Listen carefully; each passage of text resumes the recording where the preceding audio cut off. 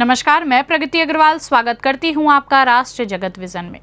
कोल घोटाले मामले में जेल में बंद निलंबित आईएएस रानू साहू और निलंबित राज्य प्रशासनिक सेवा अधिकारी सौम्या चौरसिया को प्रोडक्शन वारंट में विशेष कोर्ट में पेश किया गया। ईओडब्ल्यू ने प्रोडक्शन वारंट के लिए याचिका लगाई थी। बुधवार को कोर्ट ने उनका आवेदन स्वीकार किया। आज कोर्ट में दोनों को पेश किया गया।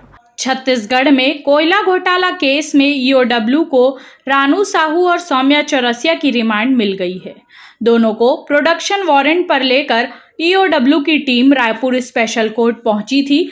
यहां टीम ने 15 दिन की रिमांड मांगी थी। हालांकि कोर्ट से 5 दिन की ही रिमांड मिली है। कल एप्लीकेशन लगाया था ईओडब्ल्यू ने प्रोडक्शन वारंट के लिए, तो आज ऑनरेबल कोर्ट ने उनको बुलाया था और जब कोर्ट में आए तब उन्होंने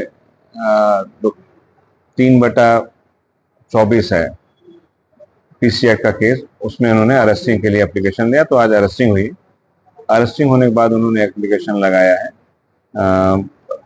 5/6/2024 तक उनको कस्टोडियल रिमांड के लिए, जिसमें अपोज किया गया है। और अपोज में कहा गया है क्योंकि इसमें ईडी के केस में एक एक्यूज की बेल हो गई है और रानू साहू जी की बेल लगी हुई है सुप्रीम कोर्ट में और श्रीमती सौम्या चौरसिया की बेल कल परसों में हाई कोर्ट में सुनवाई के लिए।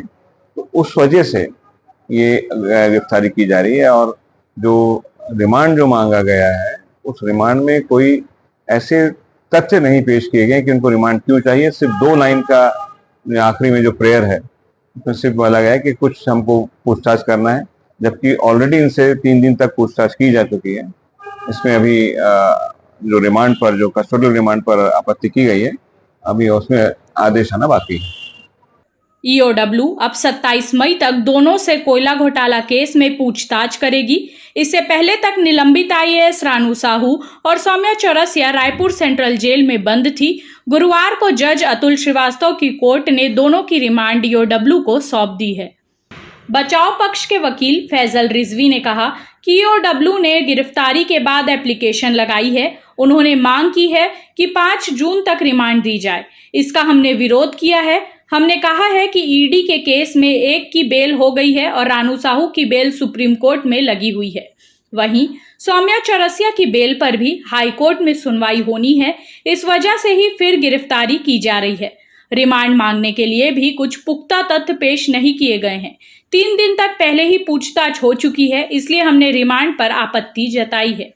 इससे पहले भी विशेष कोर्ट 5 दिन और फिर 3 दिन के लिए पूछताछ की अनुमति दे चुकी है। तब टीम ने रायपुर सेंट्रल जेल में 29 मार्च से 2 अप्रैल तक और उसके बाद 4 से 7 अप्रैल तक पूछताछ की थी। इसी मामले में जेल में बंद निलंबित आईएएस समीर विश्नोई, शिवशंकर नाग और सूर्यकांत तिवारी से पूछताछ हो चुकी है।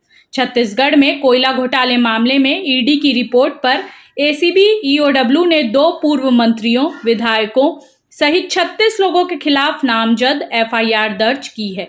वहीं इस मामले में एसीबी की टीम ने जांच शुरू कर दी है। ईडी ने इस मामले में अब तक कारोबारी सूर्यकांत तिवारी, पूर्व मुख्यमंत्री भूपेश बघेल के सचिवालय में काम करने वाली अधिकारी सौम्या चौरसिया, आईएएस समीर विश्नोई समेत 11 लोगों को गिरफ्तार किया है। 222 करोड़ की संपत्ति अटैच की गई है और इस पूरे मामले की जांच जारी है। ईडी ने मनी लॉन्ड्रिंग के अलावा इसे प्रदेश का बड़ा आर्थिक अपराध मानते हुए एसीबी में शिकायत दर्ज कराई थी।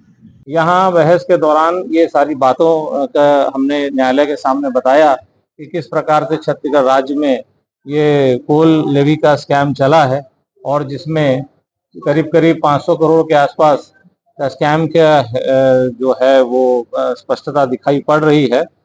और जो हमारे जो तर्क थे उनसे सहमत हुए माननीय न्यायालय, उनकी तरफ से भी तर्क हुए और उनके द्वारा भी तर्क किए गए कि इनसे पूछताछ जेल में हो चुकी है और आवश्यकता नहीं है। लेकिन हमारा कहना था कि कस्टोडियल रिमांड में लेकर के जो पूछताछ की जाती है वो ज़्यादा बृहद और व्यापक हो सकती है। इसलिए माननीय न्यायालय ने उभय पक्षों के तर्कों को श्रवण करने के पश्चात सौम्या चौरसिया और रानू साहू के जो कस्टोडियल रिमांड की एप्लीकेशन हमारा था, जो कि हमने 5 जून तक मांगा था, उसको आंशिक रूप से स्वीकार करते हुए 4 दिन की उनकी कस्टोडियल रिमांड एसीबी ईओडब्ल्यू को ग्रांट की है, जो कि 27/5/2024 तक है। फिलहाल इस खबर में इतना ही। ऐसे ही ताज़ा तरीन खबरों से जुड़े रहने के लिए देखते रहिए राष्ट्र जगत विजन न्यूज़। हमारे चैनल को लाइक करें, सब्सक्राइब करें, शेयर करें। नोटिफिकेशन के लिए बेल आइकन दबाना ना भूलें। नमस्कार।